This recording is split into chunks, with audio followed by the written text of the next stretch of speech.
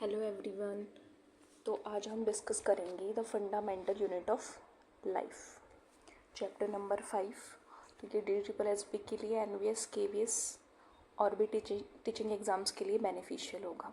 ठीक है, हम लाइन टू लाइन रीड करेंगे बिकॉज हर लाइन में कुछ ना कुछ इम्पोर्टेंट होता है। First of all Robert Hooke की अगर हम बात करें तो रॉबर्ट हुक ने कॉर्क की स्लाइस के अंदर सबसे पहले सेल को देखा था। ठीक है, Robert Hooke saw that the cork resembled the structure of A Honey comb. ठीक है, उन्होंने सबसे पहले कॉर्क के अंदर सेल को देखा। एंड कॉर्क हमें कहाँ से मिलता है? बार्क ऑफ ए ट्री से। कब देखा था? इन 1665 में देखा। ठीक है, और किसके थ्रू देखा था? देखो ये बहुत इंपॉर्टेंट लाइन है। उन्होंने किसके थ्रू देखा था? एक सेल्फ डिज़ाइंड माइक्रोस्कोप, उनका खुद का डिज़ाइन किया हुआ एक माइक्रोस्कोप था। मतलब हम उसको कह सकते हैं कि प्रिमिटिव माइक्रोस्कोप था। उसके थ्रू उन्होंने सेल को देखा था। ये इंपॉर्टेंट हो गया। और उसके बाद ये लाइन इंपॉर्टेंट है कि जो सेल होता है, cell is a Latin word. Cell word क्या है? एक लैटिन वर्ड है जिसका मीन्स होता है एक लिटिल रूम। तो ये लाइन बिल्कुल अच्छे से याद रहनी चाहिए कि सेल किस वर्ड से डराइव किया गया है। तो लैटिन वर्ड है जिसका मीनिंग होता है लिटिल रूम। देखो ऑप्शंस ऐसे होंगे, a little box, a little room, Honey comb, इस तरीके से ऑप्शंस होंगे। तो ये वर्ड बिल्कुल हमें सिमिलर लगेंगे कि यार ये तो हमने पढ़े हैं और ये सेल के वहीं पढ़ा था, तो हम कंफ्यूज हो जाएंगे। तो हमें याद रखना है सेल का मीनिंग ही क्या होता है? बॉक्स नहीं होता, ए स्मॉल बॉक्स, इस तरीके से ऑप्शंस होंगे। तो हमें ध्यान रखना है कि लिटिल रूम इसका ऑप्शन होता है। मतलब जो सेल का मीनिंग होता है that is a little room. Fine, चलो उसके बाद में हम आगे चलते हैं। देखो बाकी इसमें एक्सपेरिमेंट है। ये है what are living organism made up of. तो ये अभी हमें पता है कि लिविंग ऑर्गेनिज्म किसके बने हुए होते हैं? सेल के बने हुए होते हैं। फाइन, चलो अब उसके बाद नेक्स्ट देखो, यही है जो इस एक्सपेरिमेंट से कंक्लूजन निकला। वो क्या कंक्लूजन है? कि all living organism are made up of cells. कि जो भी ऑर्गेनिज्म होते हैं, चाहे से वो प्लांट्स हो, एनिमल्स हो, और भी एनिमल ऑर्गेनिज्म हो, सभी किसके बने हुए हैं? सेल के बने हुए हैं। अब हम सेल के बारे में डिटेल्ड स्टडी करेंगे। देखो ये जो पैराग्राफ है this is the most important paragraph. इससे बहुत सारे क्वेश्चंस बन सकते हैं, तो हमें हर एक लाइन को अच्छे से रीड करना है। फर्स्ट ऑफ ऑल तो सेल की डिस्कवरी। सेल की डिस्कवरी किसने की थी? Cell was first discovered by Robert Hooke in 1665।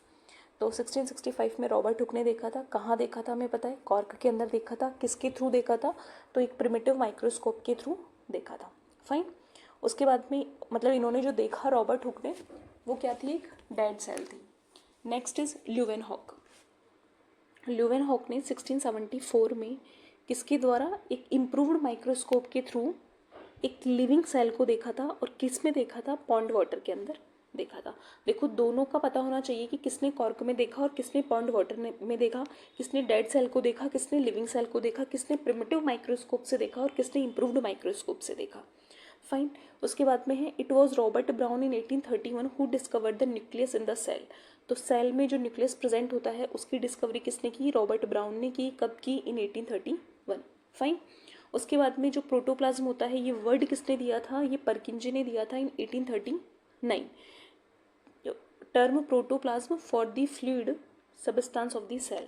देखो ये कन्फ्यूज़न हो सकता है कि तीन वर्ड होते हैं, साइटोप्लाज्म, प्रोटोप्लाज्म एंड न्यूक्लियोप्लाज्म। तो फर्स्ट तो न्यूक्लियोप्लाज्म क्या होता है? जो न्यूक्लियस के अंदर जो फ्लूइड भरा हुआ होता है दैट इज न्यूक्लियोप्लाज्म। साइटोप्लाज्म में क्या होता है? जो सेल में जो फ्लूइड भरा हुआ है बट वो न्यूक्लियस वाले पार्ट को छोड़ दो, मतलब न्यूक्लियोप्लाज्म वाले पार्ट को छोड़ दो, बाकी जो फ्लूइड भरा हुआ है सेल के अंदर दैट इज साइटोप्लाज्म। और अगर हम बात करें कि व्हाट इज प्रोटोप्लाज्म, तो protoplasm contains the cytoplasm as well as the nucleoplasm. मतलब साइटोप्लाज्म और न्यूक्लियोप्लाज्म दोनों को जोड़ के हम प्रोटोप्लाज्म बोलते हैं। तो हमें तीनों में डिफरेंस पता होना चाहिए। सेकेंड चीज़, हमें प्रोटोप्लाज्म से रिलेटेड ये पता होनी चाहिए कि protoplasm is the physical basis of life. देखो ये स्टेटमेंट ऐसे आ सकता है कि which of the following is the physical basis of life. और ऑप्शंस उसमें ऐसे होंगे साइटोप्लाज्म, प्रोटोप्लाज्म, क्रोमोसोम, जीन। तो हम कंफ्यूज हो जाएंगे कि यार फिजिकल बेसिस ऑफ लाइफ में क्या हो सकता है? तो दैट इज प्रोटोप्लाज्म। और जो ये सेंटेंस दिया था कि protoplasm is the physical basis of life, that is given by Thomas. Fine. अब उसके बाद में आती है सेल थ्योरी। देखो ये भी बहुत इंपॉर्टेंट है कि सेल थ्योरी जो है वो किसके द्वारा दी गई थी। तो जो सेल थ्योरी थी that was given by Schleiden and Schwann. ठीक है, स्लाइडेन एंड स्वान के द्वारा जो है सेल थ्योरी दी गई थी। सेल थ्योरी क्या बोलती है, देखो सेल थ्योरी जो है मतलब स्लाइडेन एंड स्वान ने दी थी और फर्दर इसको एक्सपेंड किया था विर्ट्जो ने। तो सेल थ्योरी में 3 स्टेटमेंट आते हैं। फर्स्ट स्टेटमेंट क्या है कि all the plants and animals are composed of cells. देखो ठीक है, all the plants and animals are composed of cells. Second sentence आता है cell is the basic unit of life. क्या है, cell is the basic unit of life. Third sentence आता है that is all cells arises from pre existing cell. ठीक है, तो cell theory की 3 स्टेटमेंट है। All the plants and animals are composed of cell, second is cell is the basic unit of life and third one is all cells arises from pre existing cells. Fine, इनके अलावा अगर कोई भी और statement होगा cell theory से related that will be wrong. ये तीनों statement are perfectly right. Okay, next is देखो ये जो विर्ट्जो ने सेल थ्योरी को एक्सपेंड किया तो उन्होंने ये बताया कि all cells arises from pre existing cell. तो हम इसको इस तरीके से बोल सकते हैं कि इन्होंने बताया था ओमनी सेलुला ई सेलुला। फाइन, अब उसके बाद देखो ये पैराग्राफ बहुत इंपॉर्टेंट है, ये अच्छे से रीड करना है। अब हम नेक्स्ट में चलते हैं कि कुछ हम सिंगल सेल और मल्टी सेल ऑर्गेनिज्म के बारे में स्टडी करते हैं कि बहुत सारे जो ऑर्गेनिज्म होते हैं वो सिंगल सेल से बने हुए हैं। इस सिंगल सेल में constitute a whole organism as in amoeba. ठीक है, एमीबा में हो गया, ठीक है, chlamydomonas and paramecium and bacteria. देखो जब हम 5 किंगडम क्लासिफिकेशन पढ़ते हैं तो उसमें Monera, protista, fungi, Plantae and Animalia के बारे में पढ़ते हैं।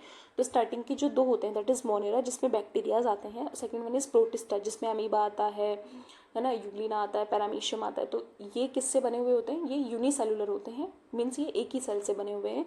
बाकी के जो फंजाई, प्लांटी और एनिमिलिया में जो आते हैं that are made up of multi cell. Okay, तो ये लिखा हुआ है कि ये दीज आर यूनिसेलुलर ऑर्गेनिज्म। जैसे अगर हम बात करें अमीबा की, अमीबा क्या है, अमीबा किस में आता है, amoeba is a protista, protista के अंदर आता है। उसके बाद में Chlamydomonas is a blue green algae that is in Monera, paramecium protista में आता है एंड बैक्टीरिया भी मोनेरा के अंदर आता है। ठीक है, अब वही अगर हम बात करें मल्टी सेलुलर की तो फंजाई, प्लांटी एंड एनिमल्स ये सब किस में आते हैं, मल्टी सेलुलर के अंदर आते हैं।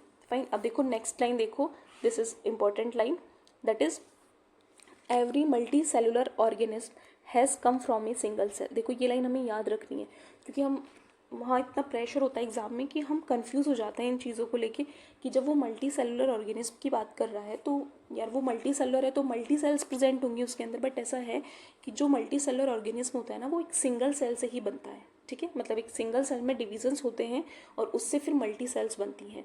तो ये जो विर्ट्जो का जो था सेंटेंस कि ओमनी सेलुला ई सेलुला all the cells are arises from pre existing cells, ये उसी का एक्सप्लेनेशन है कि जो मल्टी सेलुलर ऑर्गेनिज्म होते हैं has come from a single cell.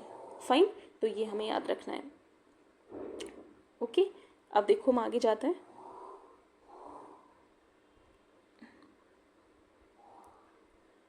हाँ, ये देखो ये बहुत इंपॉर्टेंट लाइन है, the shape and size of cells are related to the specific function they perform. इस लाइन को ऐसे कैसे याद रखना, क्योंकि हमने देखा है कि जो ऑर्गेनिज्म होते हैं उनकी बॉडी की जो सेल्स होती हैं they are different in shape and different in size. Size means वो छोटी हो सकती हैं, जैसे माइकोप्लाज्मा सबसे छोटी सेल है। ठीक है, दे में भी लार्ज, जैसे ऑस्ट्रिच का एग हो सकता है, वो उसकी साइज़ कितनी बड़ी होती है। उनका शेप अलग हो सकता है, जैसे कोई ओवल शेप की हो गई, कोई स्टार शेप की हो गई। ठीक है, तो इनका शेप अलग हो सकता है, इनका साइज़ अलग हो सकता है। तो जो शेप और साइज़ होता है ना, ये दोनों किस चीज़ पे डिपेंड करते हैं, the function of the cell, कि सेल कौन सा फंक्शन कर रही है ना। तो ये दोनों शेप और size are related to the specific function they perform. उसके बाद में देखो कि हर एक जो सेल होती है उसका अलग फंक्शंस होता है। सेल के अंदर बहुत सारे ऑर्गेनल प्रेजेंट होते हैं, उनका अलग अलग फंक्शन होता है। ठीक है, मतलब हमें सेल के अंदर भी डिवीजन ऑफ लेबर देखने को मिलता है। बॉडी में तो डिवीजन ऑफ लेबर है ही, क्योंकि बॉडी में different type of the cell है और हर एक सेल का एक स्पेसिफिक फंक्शन होता है।